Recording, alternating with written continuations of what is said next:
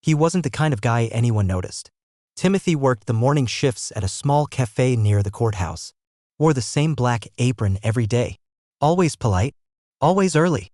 The kind of waiter who remembered your order by heart, smiled at your kids, and never let your coffee go cold. He didn't expect life to change. Not at 32. Not while scraping tips and living in a rented room above a laundromat. But then she walked in. Elegant. Maybe in her 70s.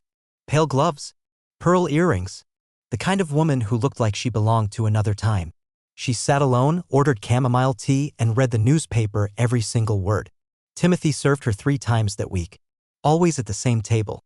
Always with a quiet "thank you." The 4th time, everything went sideways. He was clearing a table when he saw him, young guy, hoodie up, pacing near the door. Something about him felt off. Twitchy. Eyes darting. Timothy was watching when the man suddenly lunged. Straight for the woman's purse. She barely had time to scream. Timothy reacted on instinct. No thought. No plan. He jumped the guy, pinned him to the floor, wrestled the bag away, and by the time police arrived, the woman was still shaking but unharmed. She looked at Timothy, wide-eyed. "You saved me," she whispered. He shrugged. Anyone would've. But he knew that wasn't true. Most people don't move. Most people just watch. She came back the next day, left a note with the manager. It simply said, "Thank you. You reminded me of someone I once loved." And then she never returned. A week passed. Rainy Tuesday. Slow morning. That's when the lawyer arrived. Timothy was wiping the counter when a tall man in a gray suit walked in. "Are you Timothy Ward?" he asked. "Yeah? My name is Daniel Lerner. I represent the estate of Eleanor Whitmore." Timothy blinked. "The lady from last week?" The lawyer nodded. "I'm here to deliver documents. Miss Whitmore passed away on Friday." "What? But she was just here." "I know. It was sudden. A heart condition. She knew it was coming." He slid an envelope across the counter. Timothy opened it with trembling hands. Inside, a handwritten letter. "Dear Timothy, I watched the world grow colder over the years. Fewer kindnesses. Fewer brave hearts.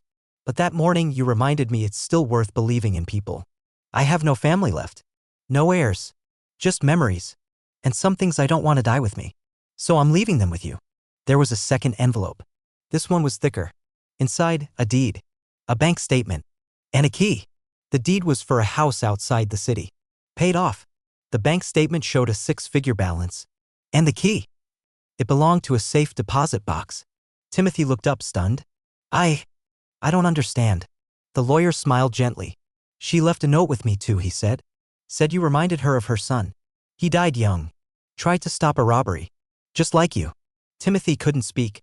His hands were shaking. That night, he walked to the edge of town to the house on the hill. It was quiet. Old, but warm. The lights turned on just fine. And on the mantel, beside a dusty photo of a young man in uniform, was a small card. Heroes don't always wear uniforms. Sometimes they wear aprons and kindness.